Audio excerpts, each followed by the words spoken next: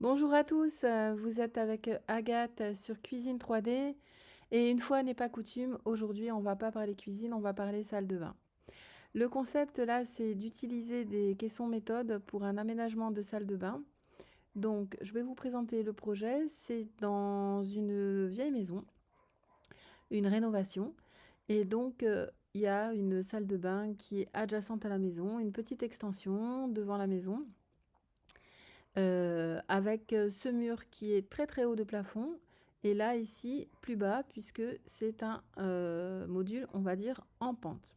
Ici, on a une petite zone pour les toilettes et ici, on a une grande douche à l'italienne. L'entrée se fait là. Donc je vais vous montrer plusieurs aménagements possibles en sachant que la demande, c'était d'avoir 2 espaces distincts. Un, espace toilette avec un grand espace de rangement. À savoir que sur le côté de ce mur, en fait, il y a une petite plateforme en hauteur à laquelle il sera possible d'accéder et on pourra éventuellement accéder à la partie très haute de ce meuble. Vous allez voir, c'est un meuble assez haut. Et d'avoir un deuxième linéaire pour faire une zone pour éventuellement se laver les mains et puis une zone pour le maquillage. C'est une maison dans laquelle il y a des filles qui se maquillent et qui se font belles. Donc voilà le projet, première version. Hop, on va aller là.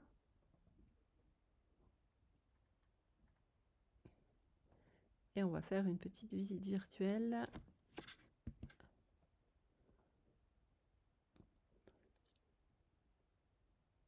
Comme ceci. Et là, oups, là.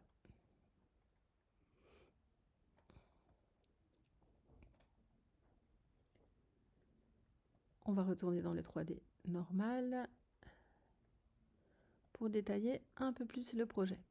Donc pour l'ensemble des projets, j'ai choisi des pieds en hauteur, les capita qui font 15 cm de haut, qui permettent même 16 cm, qui permettent d'avoir une zone assez haute et donc bien ergonomique pour se laver. Et puis surtout, qui vont éviter, en cas d'inondation dans la salle de bain, d'avoir des dommages sur les plinthes, etc. Qui vont aussi faciliter donc le ménage. Donc du coup, je vous recommande, si vous utilisez des caissons méthode dans la salle de bain, d'utiliser ces pieds. Pour les façades, ici, j'ai opté pour ces jolies façades à slarp. Ah, le configurateur a planté. Et pour certains meubles, donc à savoir que les façades à slarp, donc qui sont en bois structuré avec un effet en chevron, ne sont pas disponibles pour les tiroirs.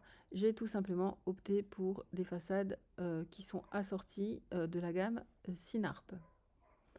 Enfin, j'ai complété le projet avec un rangement à rideaux qui normalement est utilisé dans les cuisines pour le petit électroménager, mais qui là servira de boîte à pharmacie en hauteur, inaccessible aux enfants. Pour ce meuble, j'ai utilisé une colonne en 240 cm de hauteur, ça fait 256 avec les pieds bien entendu. Et donc je l'ai complètement personnalisé. L'intérêt d'utiliser des caissons méthode, c'est que vous allez avoir des caissons qui sont vraiment très profonds, dans lesquels vous allez pouvoir faire beaucoup de rangements. Contrairement en général aux caissons de salle de bain et aux colonnes de salle de bain qui sont beaucoup moins profondes. J'ai mis des étagères noires, il y en a aussi une là dans cette partie-là.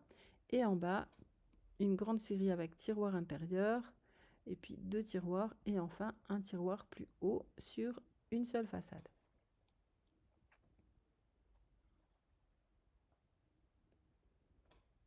La vasque ronde noire se marie très bien avec les différents modules de salle de bain. Elle peut vraiment être assortie et j'ai opté pour ce robinet qui me semble être assez adapté pour une salle de bain, mais on pourra bien entendu en choisir un autre. Donc voilà pour ce premier projet. Je vais vous en montrer donc d'autres qui sont rangés ailleurs. Voilà, celui-ci. Donc on est toujours sur la même pièce avec à peu près la même demande de configuration. Sauf qu'on a retiré le lave-main et que là, l'option qui a été choisie, ça a été de supprimer la cloison qui mène aux toilettes et de laisser quelque chose d'ouvert.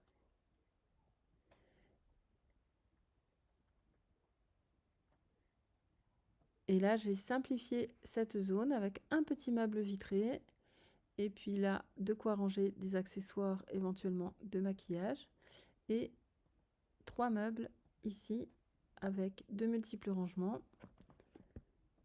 qui sont en tiroir pour ces deux-là.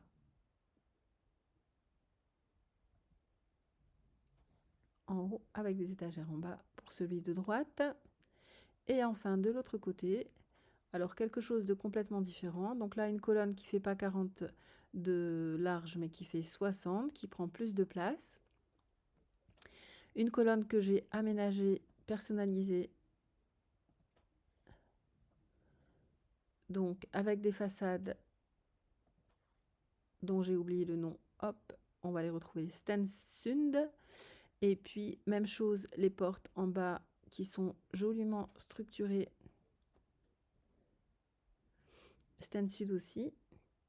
Et j'ai opté pour, d'ailleurs ça, on devrait pouvoir le modifier un petit peu, le mettre là.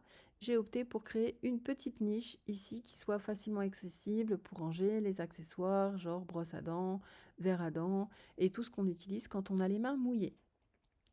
En substance, je n'ai pas mis ici de robinetterie ni de vasque parce que finalement la demande, ça va être de mettre une vasque à poser sur ce meuble.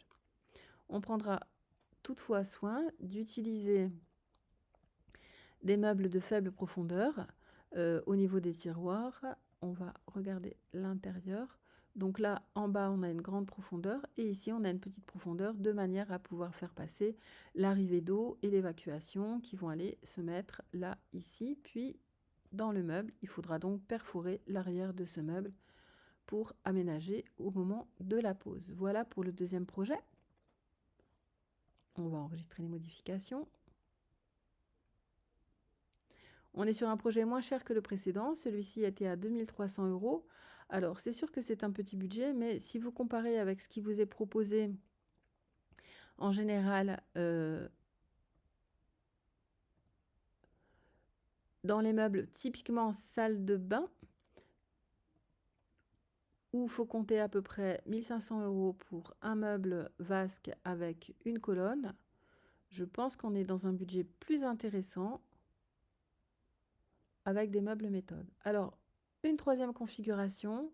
Donc pour cette partie, même chose que la précédente, mais des façades différentes.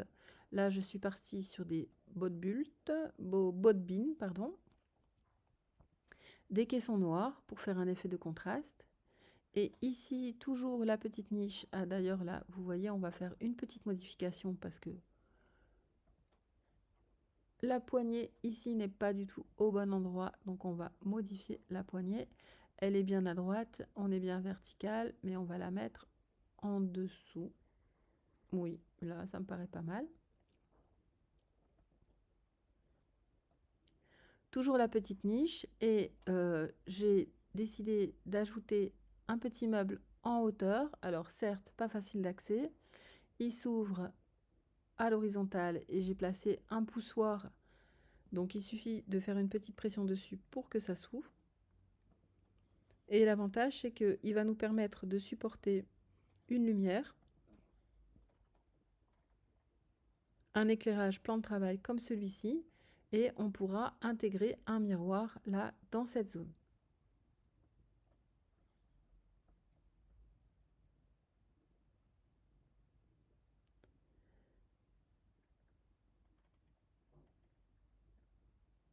Ok, on va retourner donc au dernier projet. Celui-ci. Donc c'est une rénovation de maison ancienne. Donc du coup, l'idée c'est de partir quand même sur quelque chose qui fasse un petit peu traditionnel et qui soit pas dans le design ultra contemporain. Donc là, vous voyez, c'est un petit peu une configuration analogue à la première version, mais avec des façades qui sont imitation bois, des Tis Torp. Je ne me ferai jamais au suédois. Et puis là, j'ai mis la vasque, mais en fait, elle ne me convient pas. On préférera encastrer quelque chose de différent. Toujours même système avec une petite niche pour ranger les accessoires.